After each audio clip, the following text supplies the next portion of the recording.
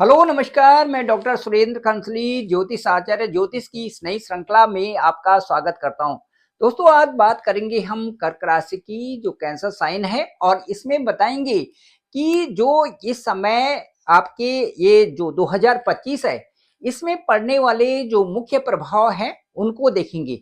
इसके साथ साथ में हम कर्क राशि को संदर्भित करेंगे, उनके जो जो चंद्रमा है उनका स्वभाव और चंद्रमा पर पड़ने वाले प्रभाव इनको भी देखेंगे और साथ साथ में ये देखेंगे कि कर्क राशि को अपना स्वास्थ्य का कैसे ध्यान रखना चाहिए, ये भी इसमें विचार करेंगे।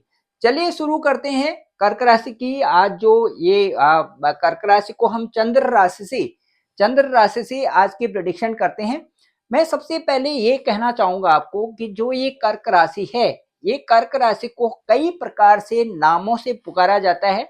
ये जो राशि है इसको चंद्रमा से लिया जाता है। सबसे पहले चंद्रमा का मतलब है मन का कारक। कर्क राशि वालों की जो लाइफ में जो मन है वो बहुत प्रभावित होता है। मन का मतलब है कि अच्छी लगने वाली बातें क्या हैं और बुरी लगने वाली बातें क्या हैं। यदि लिस्ट बना के रखा जाए इनके सामने तो कोई दिक्कत नहीं है, क्योंकि चंद्रमा मन का कारक है और कर्क राशि उससे बिल्कुल ही संदर्भित है। तो संदर्भित होने के साथ साथ में आपको ये महसूस करना है कि जीवन में कौन सी चीजें ऐसे हैं जिनको करने से आपका मन खुश रहे और आप खुश रहें। ये कर्क राशि वालों को सबसे पहले अपने आप में इसको मथ करके तैयार करना है। डेली डेली बेसिस पे डेली की जो चीजें हैं उनमें ये देखें कि मेरे लिए क्या अच्छा है आज के दिन, और कौन से कार्यों को करने से या कौन कौन सी ऐसी चीजें होंगी जिनसे कि मेरा मन खुश होगा। तो मन पर ही ये रिसर्च करें और मन से संबंधित जो चीजें अच्छी आए उनको जरूर करें। चलिए अब शुरू करते हैं। चंद्रमा मन के अलावा आपके मुंह के कारक हैं।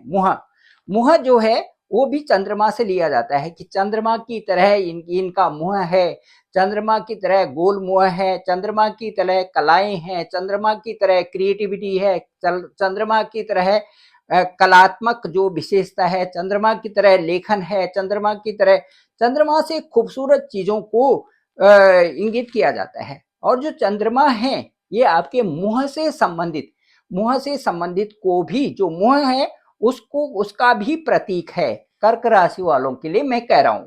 उसके बाद इसमें आगे और व्याख्या मैं करूंगा। उसके बाद जो कर्क राशि है ये केकड़ा केकड़ा जो होता है पानी में जो रहते हैं, इनको अपना जो इर्द गिर्द का जो जहां पर ये रहते हैं वो इनको बहुत अच्छा लगता है। ऐसे ही कर्क राशि वालों को अपनी परिवार के साथ में रहना अच्छा लगता है, परिवार के लोगों के साथ में अच्छा लगता है, परिवार के लोगों का उत्थान अच्छा लगता है, परिवार के लोगों को साथ में चल कर के रहना अच्छा लगता है। ये इनकी एक विशेषता, ये इनका स्वभाव भी है।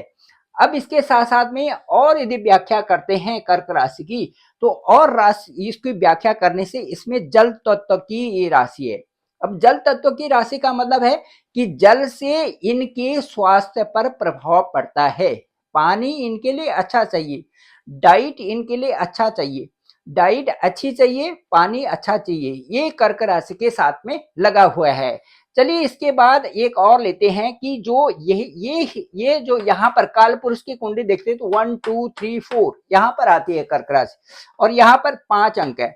तो 5 अंक जो इनके साथ में है वो 5 है। कहने का मतलब पेट की समस्याएं इनको हो सकती हैं, क्योंकि यहाँ पर काल पुरुष की कुंडली के अनुसार यहाँ पर सूर्य का घर है और यहाँ पर जो है यहाँ पर कर्क राशि है। कर्क राशि से मतलब हमारे चेस्ट जो ब्रेस्ट है हमारा, ये जो छाती का हिस्सा है इसमें इसमें कर्क राशि से संदर्भित किया जाता है। इसका मतलब है कि जो पानी आपके लिए महत्वपूर्ण है और साथ साथ में आपका पेट, आपका डाइजेशन सिस्टम आपके लिए महत्वपूर्ण है, क्योंकि बिल्कुल लगी हुई जो राशि है वो है आपके लिए यहाँ पर यदि काल पुरुष की कुंडली देखें तो यहाँ पर 5 अंक है। 5 अंक का जो मालिक है वो सूर्य है। तो सूर्य जो है यहाँ पर जो पेट का जो संबंध है वो सूर्य से है। इसका मतलब है कि आपको अपने पेट संबंधी चीजों को देखना चाहिए कि कौन सी डाइट आपके लिए अच्छी है, क्या आपको करना चाहिए, क्या आप कैसा पानी पीना चाहिए, कैसा खाना खाना चाहिए, ये आपसे संदर्भित है। उसके बाद ये जो स्थान है, यहाँ पर देखिए ये बुद्ध का स्थान है। तो बुद्ध का स्थान है तो यहाँ जो पराक्रम का भाव है वो बुद्ध से संबंधित है। कहने का मतलब है कि दोनों तरफ यहाँ पर यदि 4 अंक है तो 4 अंक के इधर सूर्य है तो इधर बुद्ध है। तो ये स्वभाव आपको देखना पड़ेगा, ये स्वभाव आपको देखना पड़ेगा। उसके साथ साथ में यहाँ पर 1 अंक है तो यहाँ पर जो है यदि काल पुरुष की कुंडली देखें तो पहला जो स्थान है वो मंगल का है। तो मंगल का पहला स्थान और उसके बाद ये स्थान जो है ये सूर्य का हो जाएगा काल पुरुष की कुंडली के अनुसार। और ये जो हो गया ये धनु राशि का हो जाएगा। ये 1, 5, 9 ये जो है अग्नि तत्व वाली राशियां आ जाती है काल पुरुष की कुंडली की। 1, 5, 9 ये अग्नि तत्व आ जाएंगे। तो इसके साथ साथ में मैं ये कहूंगा कि आपका जल तत्व है और ये अग्नि तत्व है 1, 5, 9। तो आपको अपने स्वास्थ्य से संबंधित एक तो मुंह, एक आपका पेट और एक ये स्थान जो ये 9वां स्थान है। तो कहने का मतलब है कि आपको स्वास्थ्य में क्या क्या चीजों का ध्यान रखना चाहिए ये मैं आपको बताता हूं। आपको जो आपका जो भोजन होना चाहिए वो सात्विक होना चाहिए कर्क राशि वालों का। दूसरा, इनका जो खाने में मादक चीजें नहीं खाएं और नमकीन जो चीजें हैं इनको भी नहीं खाना चाहिए। इनको रस वाली चीजें जो कि प्रकृति के द्वारा हमें प्रदत्त हैं, जो फल हैं, वो मीठे रस वाली चीजें इनको खाना चाहिए, इनको लेना चाहिए अपनी डाइट में। रात में ये खाना ना खाएं तो कोई आवश्यकता भी नहीं है, बहुत हल्का खाएं और टाइम से पहले। उसके बाद योगा और ध्यान मेडिटेशन इनको करना चाहिए। ओवर थिंकिंग कर्क राशि वालों को नहीं करनी चाहिए। ये जो आदत है ओवर थिंकिंग की इसको छोड़ना चाहिए। ओवर थिंकिंग होती नहीं है, वो ये एक आदत में परिणत होती है। कोई भी चीज हम कहते हैं कि मुझे जो है ये नहीं हो रहा है, मुझे ये चीजें नहीं हो रही हैं, ये आपकी आदत है, ये आपकी आदत है जो कि आपने खुद ही डाली हुई है। इस आदत को छोड़ना चाहिए और अपने जो चीजें जरूरी है उन चीजों की आदत डालनी चाहिए। अच्छी चीजों की आदत डालने का मतलब है आपने प्रोग्रेस कर ली है। तो ये चीजें जो ओवर थिंकिंग की आदत है इसको छोड़ो, आप काम को कर दो और उसके बाद बिल्कुल जो है आप फ्रेश रहिए, ये ज्यादा अच्छा होगा। इसके लिए आपको पेट को आपको इसको संभालना पड़ेगा, इन चीजों को संभालना पड़ेगा। तो ये चीजें जो है इनके लिए आपको डाइट अच्छी लेनी है, मौसमी फल खानी है, सब्जियां ज्यादा खानी है और जो फिजिकल एक्टिविटीज है वो जरूर करें। सोमवार को, क्योंकि ये जल तत्व की राशि है, तो सोमवार को शिव की आराधना करनी चाहिए या शिव चालीसा जरूर पढ़नी चाहिए। और सोमवार को आप चावल या चीनी का दान दे सकते हैं। थोड़ा 1 मुट्ठी चावल, 1 मुट्ठी जो चीनी है उसको दान करना चाहिए। कहीं पर चींटियों को भी दे दें, कहीं पर मंदिर में भी दे दें, कुछ चावल दे दें, कुछ चीनी दे दें, कुछ दूध दे दें। इस तरह का सोमवार को जरूर करना चाहिए, ये इनके लिए बहुत आवश्यक है और अच्छा भी है। इसके साथ साथ में यदि कर्क राशि के लिए मैं कहूं तो कर्क राशि वालों को गुनगुना पानी पीना चाहिए। साथ में जो सेब, नाशपाती, गाजर या जो स्ट्रॉबेरी है इनको यदि लें तो ये बड़े डाइजेस्टिव हैं और अच्छे भी रहते हैं। कर्क राशि वालों के लिए मैं कहना चाहूंगा कि जो गुनगुना पानी रहते हैं इसमें नींबू और शहद भी डाल सकते हैं, तो ये भी इनके लिए बहुत आवश्यक भी है और अच्छा भी है, शरीर के लिए भी आवश्यक है। सौंफ या जीरे का पानी भी ये पी सकते हैं। किशमिश खाएं तो ये बहुत अच्छा है इनके लिए, क्योंकि पेट से संबंधित सारी चीजें इनके लिए पेट से संबंधित। यदि पेट संभल गया कर्क राशि वालों का तो सब कुछ बढ़िया। दूध में भी ये दूध में थोड़ा घी मिला करके, जो गाय का प्योर घी है, दूध में घी मिला करके, थोड़ा सा घी मिला करके उसे पी सकते हैं। ये तो इनके स्वास्थ्य के संबंध आ गए।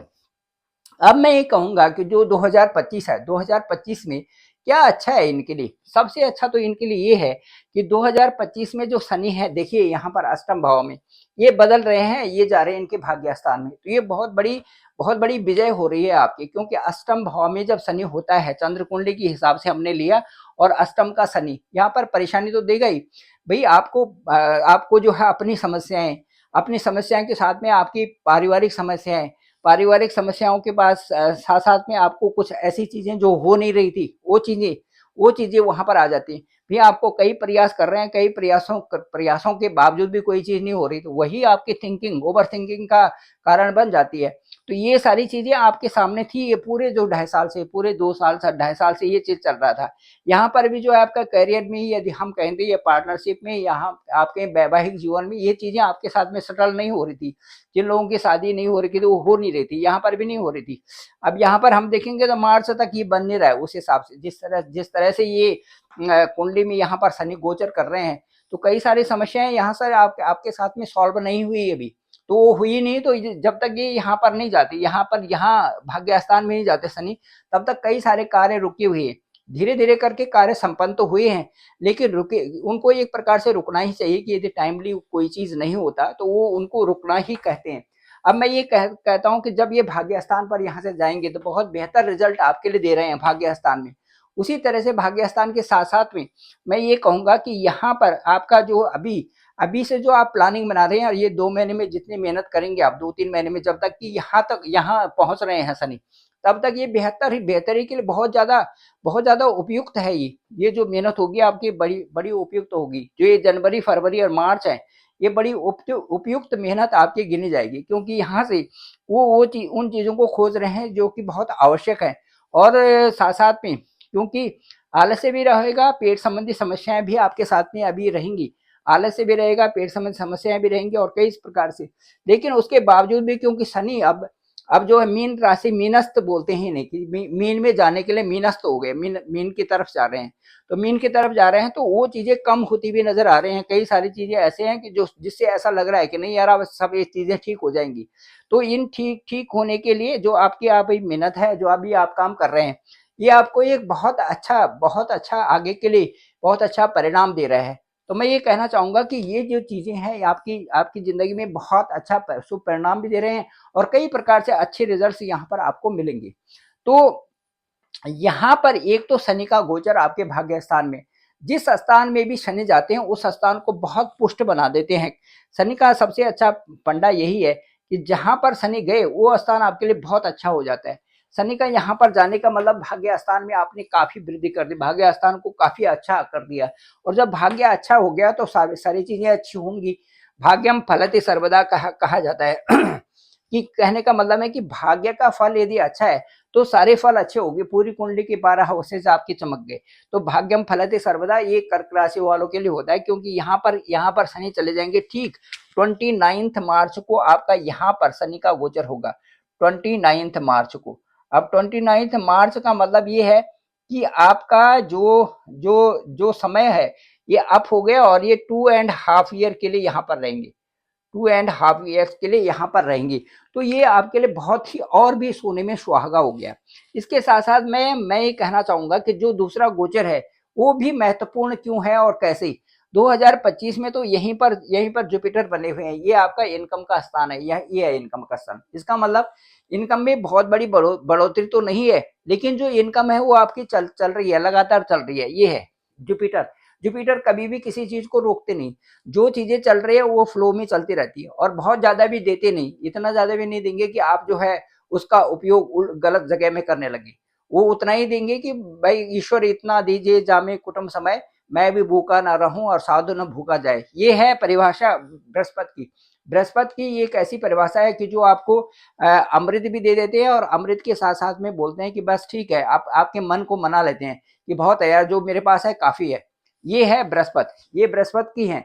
तो बृहस्पति यहाँ पर आपके इनकम हाउस में बैठे हुए हैं, इसका मतलब इनकम भी आ रही है, और इनकम इतनी है कि वो सफिशियंट आपके लिए है। तो ये इनकम यहाँ पर एक चल रही है आपकी, बिल्कुल जैसे पानी चलता रहता है नदी में, इसी प्रकार से आपकी ये इनकम का स्थान है। इनकम आपके पास आएगी, डेफिनेट है। अब मई तक ये यहीं पर रहेंगे, अब ये मई तक यहाँ पर रहेंगे, पर बहुत अच्छा रिजल्ट अभी क्यों नहीं दिया। इसका मतलब ये था कि यहाँ पर बृहस्पति जो है वो बकरी थे, तो बकरी स्थिति में वो उतने अच्छे रिजल्ट नहीं थे जो कि आने चाहिए थे। अब ये 4 फरवरी को मार्गी होंगे, यहाँ पर जो बृहस्पति 4 फरवरी को मार्गी होंगे, आपके पास रिजल्ट अच्छे आने शुरू हो जाएंगे। जो आप मेहनत कर रहे हैं वो साफ साफ आपको दिखेगा। सबसे अच्छी बात ये है, बृहस्पति की सबसे अच्छी बात होती है वो मिरर सामने रख देते हैं कि भाई आप ये कर्म कर रहे हैं, इसका सामने आपके पास ये आपका नतीजा आ रहा है। इस तरह से बृहस्पति जो है खुल्लम खुल्ला वहां से आपके लिए एक जो जो जो अभी तक जो चीजें आपको स्पष्ट नहीं दिखाई दे रही थी वो अब आपको स्पष्ट दिखाई देंगे और इससे आपको कई प्रकार का फायदा होने वाला है। तो ये बृहस्पति का यहाँ पर जो है आपके लिए दिखाई देगा। साथ साथ में बृहस्पति का गोचर यहाँ पर हो जाएगा और ये मई को यहाँ चले जाएंगे, ये 14 मई को यहाँ पर चले जाएंगे आपके ठीक 12वें हाउस में।